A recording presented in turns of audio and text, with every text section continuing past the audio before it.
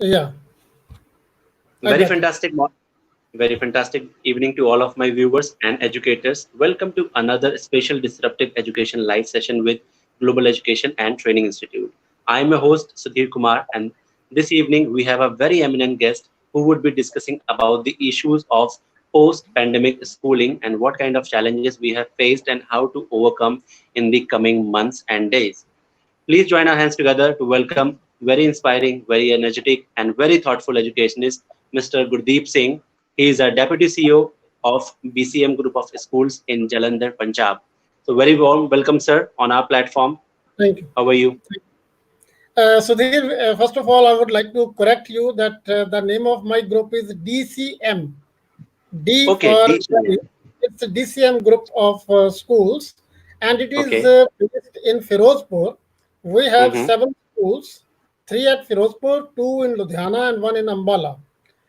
Nice. So I am working there as an in charge of their academics. So I'm Okay. responsible for the academics. So we are into the planning of everything related the academics. Mm-hmm. So I thank your group, Global Education, Global Classroom Training, Teacher Training Institute, for bringing me across this platform to share my ideas about post-pandemic schooling. So I would like to begin.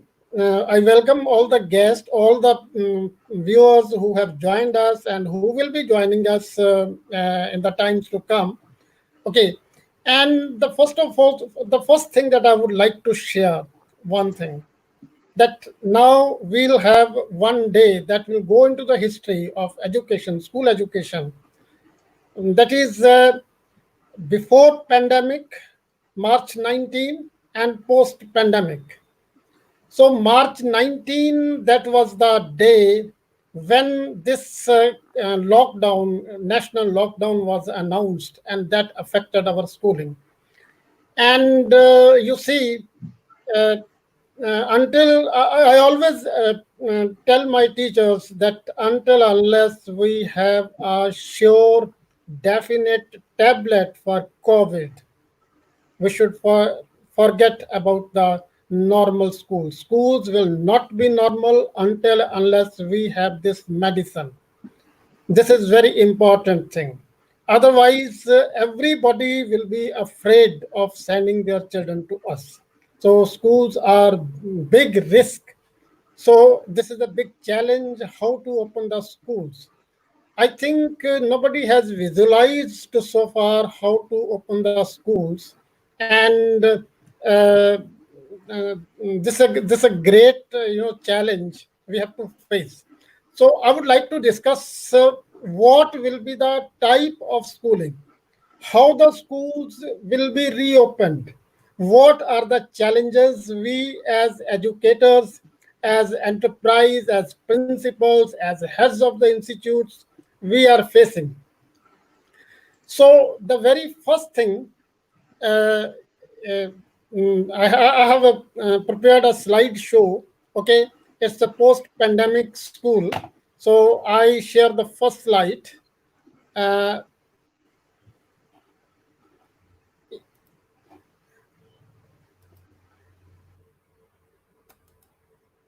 So, what are the challenges? There are 5 in number. The first one is the high risk factor. Schools are considered internationally as high risk, zones through which this COVID can spread. That is why schools are closed. We don't have normal schooling anywhere so far. Second thing is the panic of COVID has spread so deep into the minds of the parents that it will be very difficult for the school heads to restore the faith of schooling in the minds of the parents. That will be a big challenge. How to restore the faith. And the third thing is infrastructural change. As I have said, that we will not be able to have the normal schooling. We have to make some infrastructural changes with enhanced safety features. until and unless we ensure the parents that there will be zero case, there will be no spread of COVID through schooling. So we'll have to make some infrastructural change. I will discuss what will be the changes, what will be the challenges in the slides to come. And next is the curriculum and timetable. Will not have normal timetable, will not have normal curriculum, will not have normal classroom. Even if we have a medicine remedy for the COVID, will not have normal curriculum, normal timetable in the times to come. And how will impart the instructions, what will be the pedagogy, and what pedagogy will be used to teach the students, that will be the big challenge for the schools. So it is not normal, it is not very easy, it is a very difficult task, and we as school heads, we have to prepare for it, we should be ready for it. And you see, we to counter all these things, we need new skill sets. COVID has changed everything.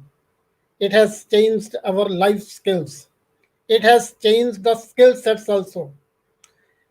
We have to see into the behavioral habits of the children, and then the communication, how to communicate with the parents, with the students, with the teachers. And of course, the study skills. Study skills are very important. Will not be able to work with the normal study skills, I tell you. So far, schools, students have been dependent on schools. They have been dependent on teachers because they have been familiar with the formal teaching only. They have been familiar with the formal learning only, and we have not worked into what are the informal ways of teaching, what are the informal ways of learning so far. Study skills should include self study. We have not taught anywhere in our schooling what is the self study, what is the importance of self study. We don't, our students, they don't study on their own. And finally, that will be the administrative problem will be there. So these are the big challenges we'll have to face. UNESCO has prepared a document. There is a document which is available, how to reopen the schools with UNESCO. It says the school preparedness as a place of learning, how the school should be prepared. Is it prepared? Is it prepared to receive the students? Is it is it designed according to the parameters?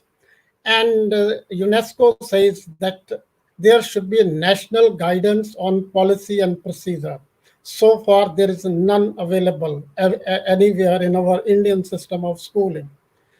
So, national guidance on policy. What will be the policy? How the schools will be opened and who will open? Will all the schools be opened, or all the schools students will come to schools? All the classes, what age? All these things have to be decided. UNESCO says the communication is a big problem. How to communicate with the children about the life skills, about the new skill sets, about the precautions even. And the national guidance and policy procedure also includes the changes in the school building, classrooms. These are the changes which require a big finance. Big finance will be involved. For example, I tell you, there are two parameters we'll have to take care. One is the physical distance. Physical distance of 2 meters it has to be maintained. And the second thing is the sanitization. The school building, school as a place of learning will need to be sanitized. And we have made our calculations that normally Even for a small school, sanitization will be a big issue. It involves at least 5 to 10 liters of sanitizer every day. See what is the cost of the sanitizer and who will meet the cost. And then you will have to make changes in the classrooms. You have to provide the more number of washrooms. We have to provide more number of wash basins for the washing of hands. All these things involve a large amount of money. Who will fund it?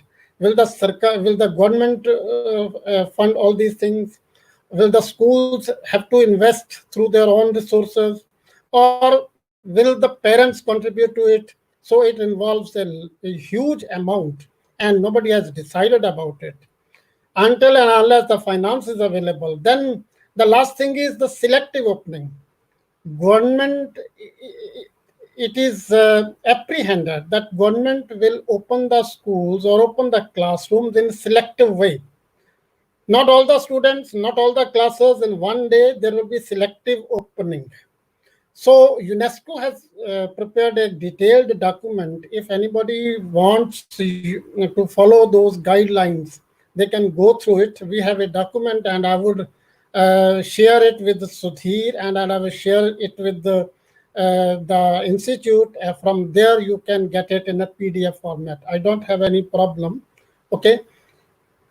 Now I come to the next slide. It is what the state will ask you to do.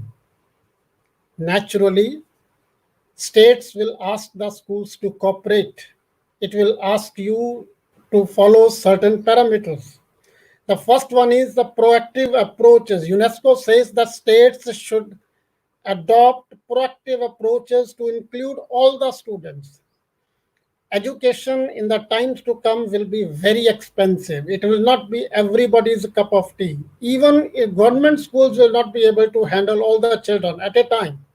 So UNESCO says let us include more number of students, even those students who are marginalized. We have to include them also. So what kind of proactive approach will be there? So schools have to decide. Then investing in water and sanitation and hygiene to reduce the risk. See, drinking water is a major problem in many schools, to provide drinking water. And water for the sanitation, for the hand wash. If we ask that your classroom should have four wash basins, okay, at a time. So just imagine the amount, the quantity of water you require every day, and how, from where you will manage this water. This is your problem. You have to manage it. And then proper hygiene is there to reduce the risk that your school is not the center of communication, center of infection. We have to ensure this thing. Next is the focus on remedial education. See, government has made certain indications that it will not be possible to handle normal teaching, in the post-COVID classes. Uh, I will discuss it in further slides, but one thing, uh, you will not be able to call all the students every day. Suppose there are 40 students in your classrooms. You will not be able to call all the students for the whole day, because in that you have to maintain 2 meters of distance, physical distance. If 2 meters physical distance has to be maintained, then I think only 10 students at a time will be able to attend the class. And then again, not for the whole day, the time will be reduced.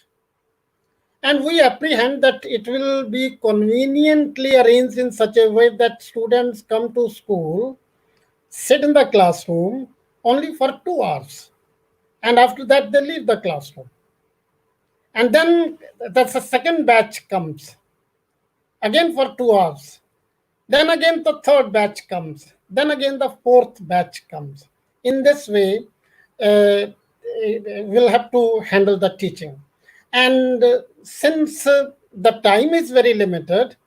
Now the education authorities say that we have to focus on remedial education only to compensate the lost instructional time.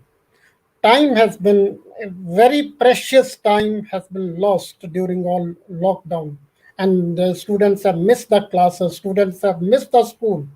Okay, and that is why we need to concentrate on, we need to focus on the remedial education. We have to focus on the problems the students are facing, and we have to provide remedies for that. It will be a kind of one-to-one teaching. So pedagogy, lesson plans, everything has to be designed. Even the syllabus curriculum has to be rationalized. CBSE has deleted curriculum recently, and we are not in favor of it. As an educationist, I'm not in favor of it. It can be rationalized. Rationalized means a different thing. And when we talk about the rationalization, then we mean that syllabus should be rationalized in such a way, it should be reduced in such a way that the learning objective and learning outcomes are kept in mind every time. So emphasis can be shifted from here and there. So we'll discuss about this also under pedagogy. Yes, as a school, you will have to change. First of all, just as I have discussed, the infrastructure for the convenience of students for hand sanitation and physical distance. Don't think that it is very easy. It's very difficult. It's very difficult, to train your students. That will be the big challenge. Mm, it is still possible that you need to have medical and paramedical amenities. Though your schools have medical assistants, medical room, MI rooms are there. But should it be, COVID standard? See, when student comes to your school, you will have to check the temperature of the children when they enter the school. Then you have to check, maybe that you have to check the oxygen level of all the children. And all these things has to be recorded. And maybe the information is to be sent to the parents, or parents are kept in, uh, you know, uh, uh, well informed through SMS or something that this is the level of your oxygen, because we have to make sure that your school is not a source of infection at all. Then you will have to follow post-COVID protocols. When I talk about the post-COVID protocols, this is a big challenge. All the principals, all the organizers, all the heads, school heads should sit down. Right now, it's the right time to design the protocols. Protocol means set of instructions, and these set of instructions are not universal. These will be different from school to school. You will have to work on the protocols. You will have to sit down to write those set of instructions for the teachers, for the parents, for the students, for the sub staff, for the teaching, for the non teaching areas. All these protocols will have to be written, and I don't think that our principals or school heads are working on this. They should be working on this, because these and another thing, communication is very important. These protocols should be very clearly, crisply worded. There should be no ambiguity, and these protocols has to be circulated. These have to be displayed all around the school. You will have to decide how the students will use the washroom area. You will have to decide how the students will use the classroom area. You will have to decide whether the students will bring their food or not. You will have to decide whether they will bring their own drinking water or not. All these things has to be decided, and this is very important. And I would advise all the viewers, all the school heads, that this is the right time. At least please prepare set of instruction for your students in the benefit of your school. Conceive it, visualize the problems that may happen beforehand, and design your instructions according to that. You will have to decide the new skill sets for your students, for your teachers, how the teachers will handle the students, how the teachers will handle the notebooks of the students, how the teachers will handle the IT resources in your school, how the teachers will handle classwork and homework, and how the teachers will handle the instructional pedagogy. All these things has to be decided. Please work on it. Next is the time schedule. 2 hours, probably 2 hours you will get. We hope that you get longer time schedule, time period. If 3 hours, then it's good. Otherwise, you will have to work on a specific time schedule to include only those basic subjects. We'll have to leave out those subjects which fall under, say, co-curricular or extra co-curricular. All the activities which include the involvement of more number of students, those activities have to be set aside. There will be no time for any activity, and still you have to manage the learning system. So time schedule is very important. A very crisp, very proactive timetable you will have to design. And then training of teachers. You have to train your teachers in everything. Designing skill set, designing instructions, designing protocol is one thing. It's one thing. You design the instructions how to use the washrooms. Okay. But you will have to train your teachers first, and secondly, they will train the students. Maybe that first week is used for the training of students only. So training of teachers, you will have to decide the training of teachers, how to implement all those instructions, how to follow all those instructions. That's a big challenge. As a school, you will have to change. You will have to manage everything. Then training schedule. You will have to manage the training schedule, not only for the teachers, but for the students also. See, the big challenge. If your set of instruction includes that students will walk around the school without touching the objects, all surrounding objects, how will you teach? How will you train the students not to touch the railings when they are moving, not to touch the trees when they are moving? You'll have to make your students aware of all these things. And these habits have to be developed. This is a new life skill. We are learning a new life skill. Whether we get the medicine, drug, remedy for the COVID or not, we'll have to continue with it. Now we should learn to live with this COVID. This is very important. Government says that we should learn to live with the COVID, just like as we have learned to live with the electricity. Electricity is very dangerous. I give you this example. Electricity is very dangerous. It runs through all our house. It is present over there. But slowly we have developed the life skills, how to handle electricity, how to, insulate ourselves when we are handling electricity. The same way we have to train our students. So this training is a major challenge. How to handle, how to organize all these things, that's all up to you. Let's go to the next slide. As an educator and educationist, see, the first point is that there should be clearly defined protocols as per your local conditions. I have worked on this project. I have worked on the post COVID schooling. I have tried to conceive every point. Okay. And I have designed the instructions. But I would advise you that you follow your own condition, local conditions.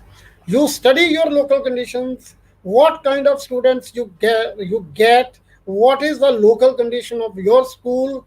Whether it is on the first floor, second floor, third floor, or whether it is in open space. How much open space is available? All these things you have to take into account while designing the protocols. That is why I say that design your own protocols. It's very important as per your local conditions.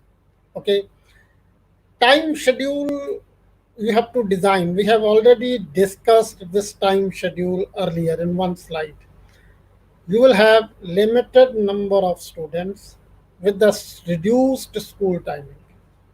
Suppose we have reduced school timing 2 hours, 3 hours, just I have discussed. So you have to see which subjects are important, which chapters are important, how to handle those things. This is very important thing. Rationalization of curriculum, I have already discussed with you. While rationalization of curriculum, please listen to your own logic. Take care of two things. One is learning outcome. It's a document available with the NCRT. NCRT has written learning outcomes in all the subjects, in all the classes, for all the classes, and it is available. You have to design your curriculum. You have to reduce, you have to enhance, you have to rationalize the curriculum, keeping in mind the learning outcomes. So please study the learning outcomes first and then design your syllabus, design your curriculum. Pedagogy and lesson planning. It's very important thing. See, if your teacher has to take a class 4 times a day,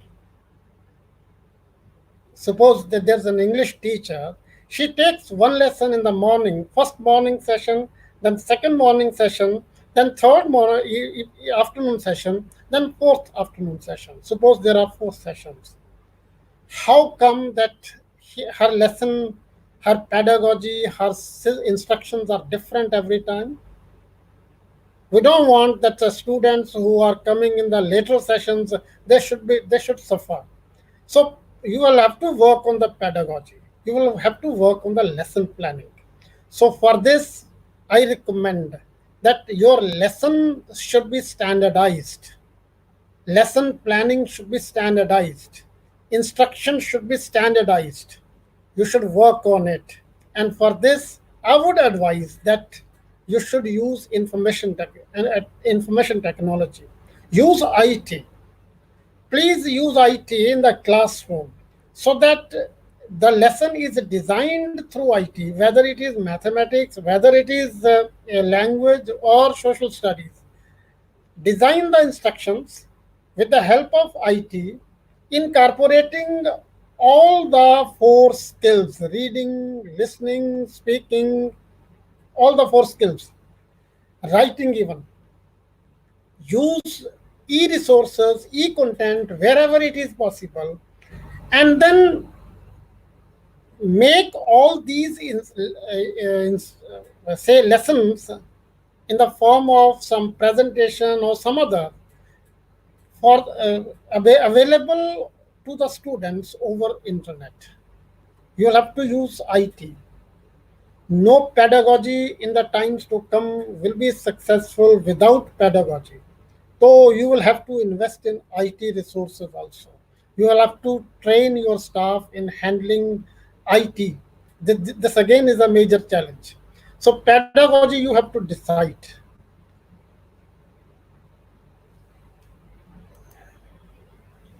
Yes, standardized lesson planning we have already discussed. So lesson planning has to be standardized so that it does not vary any group of students. Remedial teaching, as I have already discussed, that this the so short time available with the school can only be used usefully, meaningfully, if it is used for remedial teaching. We should understand the problems of the students they are facing, and then we should prepare remedial teaching, doubt clearing sessions, okay, and those those parts of the lesson that involves some practical, some experimenting, something like that. Self study is very important. As I have already discussed, we don't encourage our students to study themselves. Our libraries are not visited by the students. Students they don't develop the reading habits. They don't read beyond their textbooks, beyond the prescribed textbooks. Whereas self study is very important. See, teaching is not forcing the students to memorize facts. Teaching should be corresponded with the learning. And when we talk of learning, then learning is a process. The definition of learning is that learning changes the behavior. So, behavior of the students is changed. That is the real learning. And the real learning is a lifelong process. Students learn, unlearn, then relearn. It's a lifelong learning. And learning should be self directed. Self directed. It should be need based learning. So, as teachers, we have to create opportunities in the class to enable the students to know the need based learning. They should learn on their own. So that is the purpose of self study, self learning. Self study means self learning. We go to the books, we open the books, either it is an encyclopedia or dictionary when we want to check some references. These days, students normally they go to Google. We always force ask the students to use Google. Google is a good thing. Internet is a good source of learning. There's no doubt about it. But what is the genuineness of the information that we are getting from the internet? How to see whether the information we are having it is genuine or not? What will be the sources of the information? All these things we need to include in our teaching system. And unfortunately, no school has worked on study skills. Study itself is a kind of skill. It is it's a skill. It includes knowledge management. What I was talking about it was knowledge management. So self study is very important. We should work on it. Now in the times to come, the self study will be the only source of learning. Okay, because normally we teach when the students come to us, they are in the formal session. Our the learning is formal, but we have to work on the informal ways of learning. What are the informal ways of learning? And when we talk about the informal ways, then it is the self study. Self study is very important. Simultaneous learning both online and offline. We cannot reduce the importance of, we cannot underestimate, we cannot undermine the importance of online learning. See, schools need to create resources, firstly, then they have to share those resources with the students, and those resources should have been available to the students for all the time when they are studying at home. Maybe the students come to school for only 4 days, and the remaining 2 days they remain at home. And when they are at home, they are occupied with their learning. So it will be only possible. It will be only possible if they do it through self study. So the schools should understand, the teachers should understand the importance of informal learning, okay, and we should work on it. Information investment in information and technology is very good thing. That information technology is there now. We can share the resources, we can share PDFs, we can share videos, we can share YouTube videos, we can share online classes in the form of Zoom application. Some schools have used some, say, a WhatsApp group, but I would advise that schools should develop their own platforms. This is very important because the kind of pedagogy we will be developing now, it will be a long time, process. It will continue with us, it will live with us for the longer time, because there are indications that COVID will not be, it will not be over. It will not go so easily. Virus is, taking many new shapes. So, the last point I have already discussed with you, the training of your staff. You need to train your staffs. So, now we come to this: design your own instruction. No universal set of instruction will be available. Don't use it. Sit down to write your own instructions in clear and crisp language for the students, for the parents, for the teachers, and for the non-teachers, for the sub-staff. And see, the language is the language of these instructions will play a very important role during crisis or during any pandemic like this. Communication plays a very important role. So communication should be very simple, in a very straightforward language. It should be very meaningful. It should be very crisp, and it should span all kind of ambiguities. We should leave behind our verbosity. We should leave behind all our, being knowledge, and they should be easily understood by the students, and they should be followed. And we have to ensure that they are followed in toto.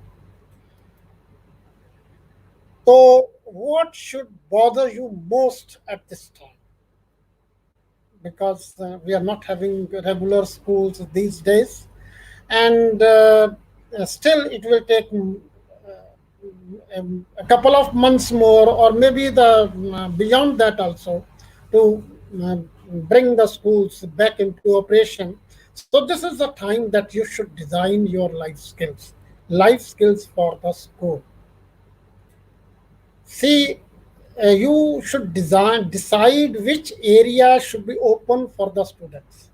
You cannot open the, uh, um, your playgrounds to the students who come to school.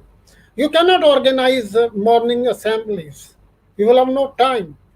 So you have to decide which area should be allowed to the students or not, and then make your own map, and then design the life skills, what the students should do when they are at home. It will be a challenge for your teachers to teach the students not to touch the nose with their hands. It will be a big challenge to train your staff not to touch the, that notebooks without gloves, because students coming from different areas, they will bring their own textbook notebooks, and notebooks they have to be checked. During the online teaching, that is the big drawback. You see, no parents all over the world, nobody is satisfied with the model of online teaching so far. There is a resistance to this kind of teaching everywhere. So, design your own life skills. Design the life skills for the school. Okay. Decide whether, I have already discussed with you that decide whether your students should bring their drinking water or not. This is one thing. They should, if they bring their own drinking water, they will not share it. And I think they should not bring their own food. They should eat at home. They should not eat from any outside sources. Okay. Then design training session for your teachers. Now you have, this is a time, this is a ripe time. Decide the training session, design the training session, and design your teachers yourself. Don't look for somebody from outside to train your teachers. You train your teachers, organize workshops, give challenges to the teachers, let the teachers decide, let the teachers come up with the ideas, and then train them. And these training sessions should be of this way, that you train them some physical skills, hard skills, how to handle the students, how not to touch the students, how to speak to them, and how to conduct the class, how to complete the curriculum, the set of instruction in just 30 minutes per subject. Okay. And then you also train your staff how to come up with the innovative teaching. Innovating teaching is something that our schools lack. You should encourage, as an organizer, as a head of the institute, you should encourage your teachers to develop innovative methods of teaching, innovative methods of learning, the activities that students will do to learn everything. For example, when you're teaching a language, English language, or say Hindi language, or something, some language you're teaching, then insist that the students have listening sessions alongside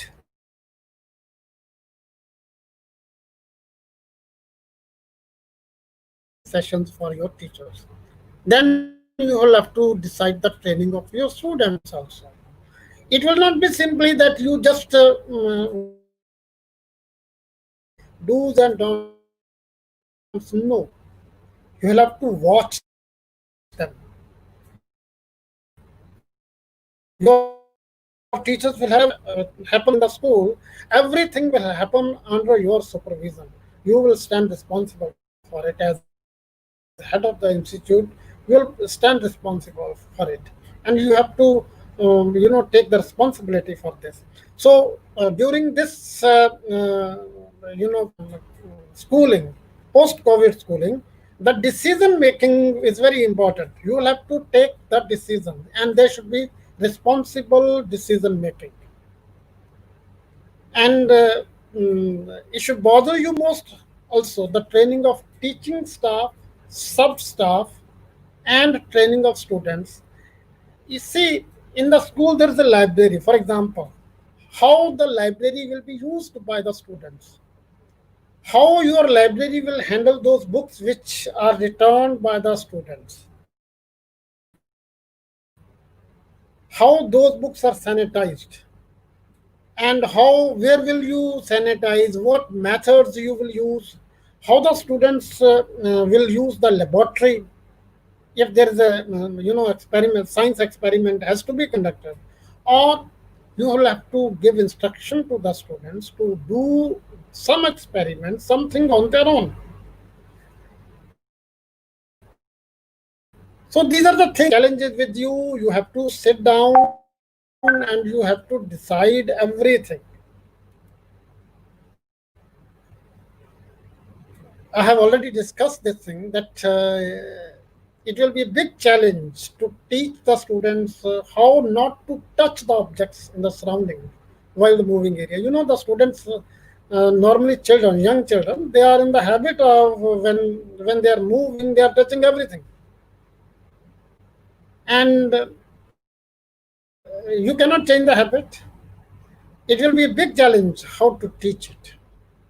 And then teaching the students how to walk around without touching the railings, poles, handles, and how not to exchange the books and their notebooks, books with one another. And And another thing is, it will be very difficult because parents are not taught it. I know that parents have not bothered it because so far the children are in the custody of the parents, and parents have they have insulated their area in such a way that students are not their children are not exposed to COVID or something that brings COVID home. They wash their vegetables, everything, whatever thing they bring home, they wash it properly, sanitize it properly. So, how you will teach the students to wash their hands with the soap solutions every time, and many times a day, many times in the hour. If they touch anything, they will have to wash their hands. This is a big challenge. So you'll have to handle it yourself. So these things are study apart. These things are study apart. Learning, the homework, classwork, everything else. So this is a big challenge,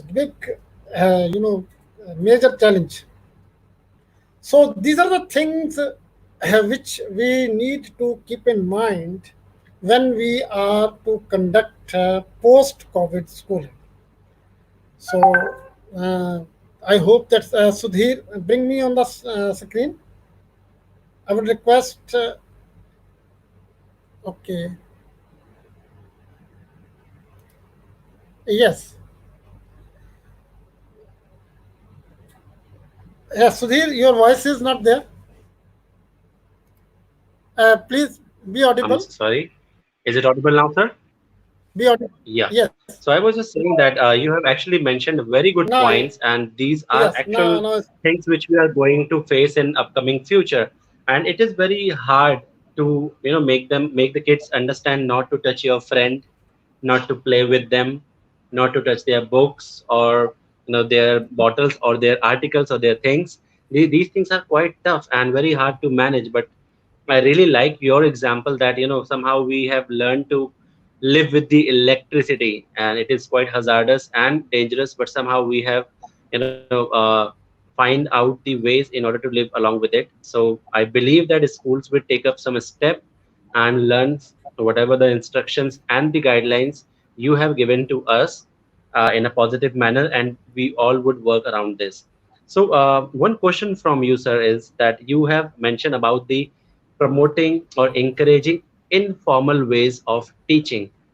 How can we do that, and what are the actual informal ways of teaching these days one can opt for? so, Sudhir, when this lockdown interesting lockdown was announced, I worked on it, thought of it, and then I designed 57 activities. I worked on those 57 activities. I'm not sharing it right now, but I will sharing a gist of it. And those actually learning is as teachers, if we try to understand this thing, that learning is instinctive. All students learn. Learning is natural. We tend to learn, and we are lifelong learners. Is learning is Right, not one thing that absolutely right. happens only in the school. Even when we are passing through, our streets, but in our CC, we used to say co-scholastic area. There is a co-scholastic area which is bigger than the scholastic area, and the students continue to learn, continue to perform. So we, as school organizers, we need to use that co-scholastic area to design informal learning. For example, uh, uh, the activities that I wrote, designed, there are 57 in number, and I shared those activities with the CBSE chairperson. I sent that list to her so that she may use it in the benefit of planning instructions and curriculum and all. For example, if you want to teach the students, see, we have learning outcomes in our mind. NCRT designs the learning outcomes, they are available. Suppose Yes, we want that a student should learn something on his own and at home. right, If we talk about formal learning is in the school. It is in a structured manner. Okay, and even it is close-ended. All the questions are close-ended. If we are teaching mathematics, it is 2 and 2 4. It is close-ended. But informal learning is open-ended. So my first activity was that count the utensils at home. Go to the kitchen and just count how many spoons, how many glasses, how many bowls, how many plates, and how many vessels you have. Just make a list of that.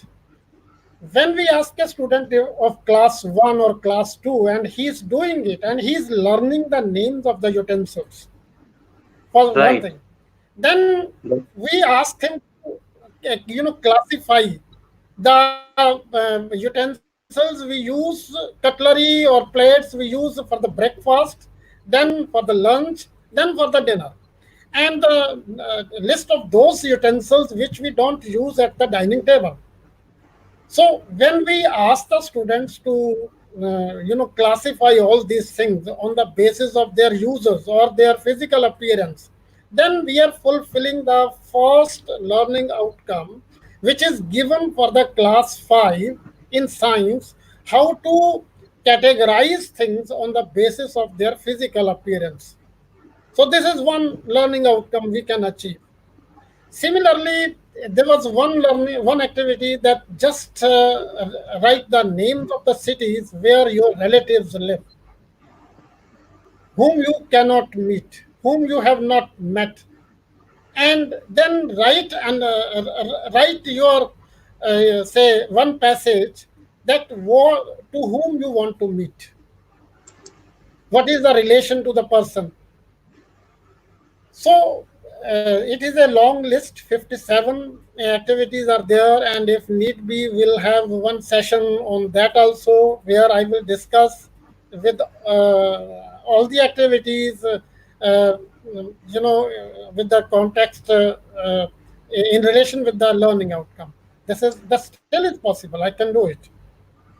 So very well, sir, and definitely we would love to learn from you. These are some great example and activities which you have just mentioned, and very simple to understand as well. But somehow teachers don't use the innovative method sometimes. But these are some good activities which we can implement in order to achieve the learning outcomes as mentioned by the NCRT. So Yeah. so next session we'll be having with you, and we would be talking about those activities which you have forwarded to the CBSE chairperson, and we would Yeah. definitely want to demonstrate our fellow learners and the educators that what all we have along with you. So thank you Yes. so much, sir, for giving So us your my valuable time my today. Yes, sir. my extended cooperation with you, I am there available anytime you want me to be with you. I will be there, and I'm thankful to those who have joined the session, who have maintained their patience to listen to me. It's a very nice. This is my first experience, I tell you, but it is a nice experience. I like it very much. It doesn't seems like that it's your first time. You are a prominent speaker, I believe, sir. So Thank you you very are much. very nice, sir, Thank you. and I am totally impressed with the PPT and the guidelines which you have mentioned and informed us about that, and we have been educated on certain things, and that actually put us in the picture of introspection that what all things we have to bring in order to tackle the scenario in the upcoming days. So thank you again, sir, for giving us your valuable time Yeah. today, and we'll be interacting with the fellow educators again on different things, and we would be learning new activities from Thank, you. thank you very much. Thank you. You're welcome, sir. Thank you. You're welcome. Thank you. So stay safe, everyone. Stay Okay. home, Okay. stay safe, stay healthy.